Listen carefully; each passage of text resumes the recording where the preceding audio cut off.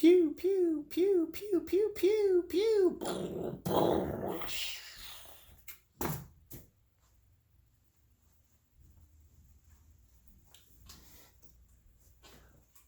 Hello, everyone, and welcome to a new segment called Saturday, a Weapon Ray. Okay, a lot of people do this Sunday gun day, but that doesn't even rhyme. Sunday and gun? No. Saturday, Weapon Ray. I mean, how has nobody thought of it before me? I'm an idiot. How did I come up with it before anybody else? Any hootie and the blowfish, let's get right into it. So today's Sunday Gun Day is a classic. Now, you've probably seen a million videos of this. I don't care.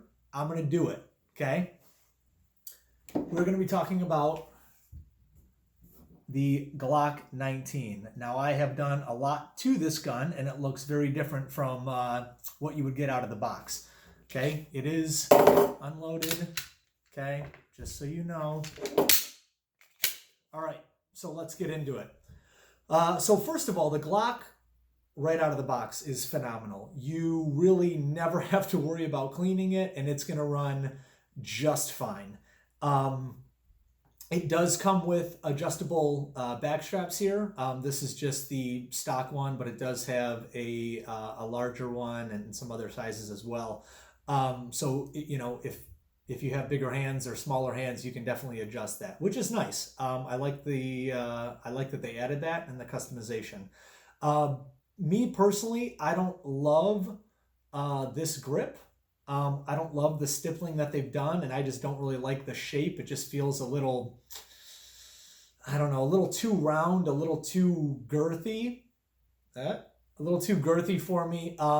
For my hand, the ergonomics aren't great. The mag release is good, and the slide release for me are both really good, but I don't love the handle. I did try out some Talon grips, and they were okay. I did try these. There was one, they have two different ones. One's more of a sandpaper, the other one is more of a rubberized textured grip. The sandpaper one is phenomenal. You could put KY jelly all over your hands and you're still going to have a great grip on that gun. The problem with that, though, is if you conceal carry, and for me, I was doing appendix carry, that sandpaper grip was tearing up my abdomen right down here. It was tearing up my stomach. So that was definitely no good. Even if you tuck a shirt in and then have the gun outside of the shirt that's tucked into your waistband, it still is going to tear up that shirt, and it still can get snagged. When I was doing some dry firing, I did find some issues with it snagging. Then I tried the rubberized texturized grip, and that worked for a while, but I just ended up going back to this. I'm probably going to get it stippled at some point, but I just haven't done that yet.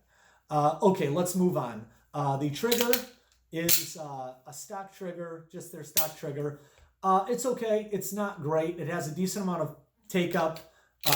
It is probably a 6.5 pound pull.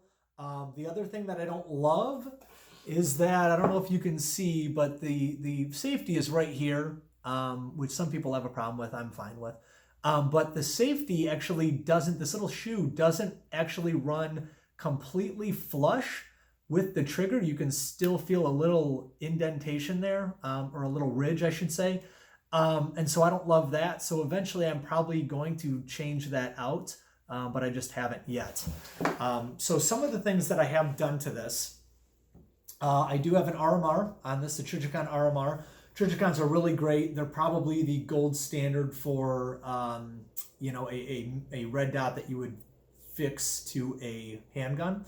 Really rugged, really durable. I have dropped this. You can actually maybe see some of that finish on the top is missing. I've actually dropped this a couple times on purpose, once on accident, and then 2 or 3 times on purpose just to see how it handled, and it's done just fine. A lot of people change the batteries on their birthday every year. The battery in this, I put this in January of 2019, so it's been 2 years now, and this thing is still running. So I'm kind of just doing a test. This isn't my carry gun anymore, so I don't really care if the battery runs out. Yeah, I'm just trying to see how long this lasts. A lot of people say it lasts about a year, year and a half. This thing is still going strong after 2 years. So that's awesome. Good on you, Trijicon. Because I do have this milled down, I sent it to a company here in the state of Michigan who did a great job on it. ATEI is their name. Another company here in Michigan, Jaeger Works, they also do great work. They milled this down for me, and then they also put in a blacked out rear sight, iron sight, and then a high-vis night front sight. I don't know if you can kind of see that through the lens there. But they're nice. They work for me. The high-vis front is nice. It's very easy to pick up, especially at night, so that's good. All right, moving on. You can kind of see this front part here. This is a compensator that I got. In no means do most people need a compensator. To be completely honest, when I bought it, I got it because I thought it looked really cool, and because I did struggle a little bit with the recoil first starting out. So it did help me with that, but it was mostly the cool factor. So this comes from a company called KKM, KKM Precision. I decided to go with the barrel and compensator. They do just make barrels, and you do have the option of either just the chrome barrel or the black nitride. I went with the black nitride just for that murdered out finish.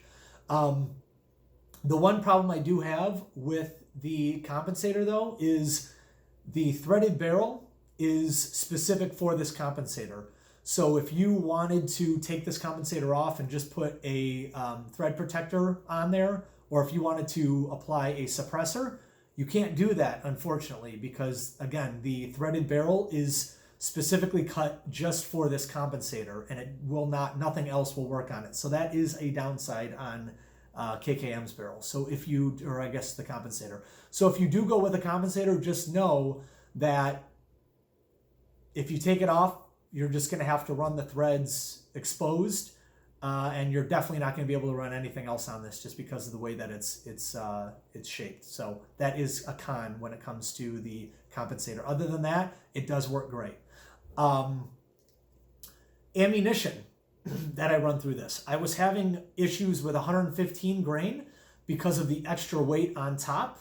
This doesn't weigh too much, but the extra couple ounces does make a difference. And the 115 grain, I was getting maybe 5% of the time. I was either getting a failure to eject or a failure to feed, because I believe that the slide wasn't, because of the recoil and the extra weight, it wasn't able to come back all the way because of that extra weight. So I ended up running, I run no less than 124 grain on the Glock. Now, I haven't really tested that with any other guns to a certain extent to really see if that is a problem across the board if you add an optic on it. But it was a problem for me with this gun. So I am running 124 grain, and I have had no issues running 124 grain. So if you have an optic, if 115 works for you, that's great. If it doesn't, I would go up to at least 124 grain. It's just going to be a little bit heavier. It's going to have a little bit more force to get that slide back all the way to eject that shell and then chamber a new round. Okay, underneath here, I have Surefire. Surefire is phenomenal. This is an X300. It is 1,000 lumens. Very, very bright. Very bright. And it's very nice. These little paddles back here, I don't know if you want to call them paddles or little switches back here. They're not super light. Like stream lights are very light. It's very easy to do kind of an accidental weapon light discharge, if you want to call it that, where you can, you just tap it and that light comes on. This definitely takes a little bit more force, but it's not anything ridiculous. If you push it up, it stays on, and then if you just tap it down, it can just be temporary, which is nice as well. So that's good. It's very easy to take off. It just attaches to the bottom little Picatinny mount here, slides right on, wait for the click, there you go, and it's in, and that's not going anywhere. Surefire, kind of the gold standard of weapon lights. I really like them a lot. I have several of them, and I've had no issues with them whatsoever. The extended mag here, so these are just standard Glock mags. These are 15 round magazines. I did get from Terran Tactical. I don't know if you can see that logo there. I did get the extender. I believe this is the +3/+4, I believe, extender. It's about $35, so it is a little bit pricey considering what it is. I did get the matte black. This isn't aluminum, so that is nice. It's not a plastic. So if you do drop it, it's probably going to be more durable than a plastic or a polymer.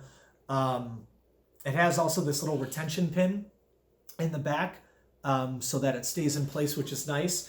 And I run these, just for the extra couple rounds. It's always good to have an extra couple rounds. And then also, if you do have bigger hands, this also adds about another inch, maybe inch and a quarter to the grip. So if you do have bigger hands, which I don't really have bigger hands, but it does add for a little bit more real estate down here, which is nice.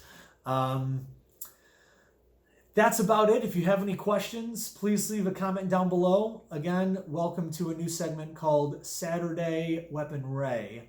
This is episode 1, Glock 19, Gen 5. I'll see you on the next one.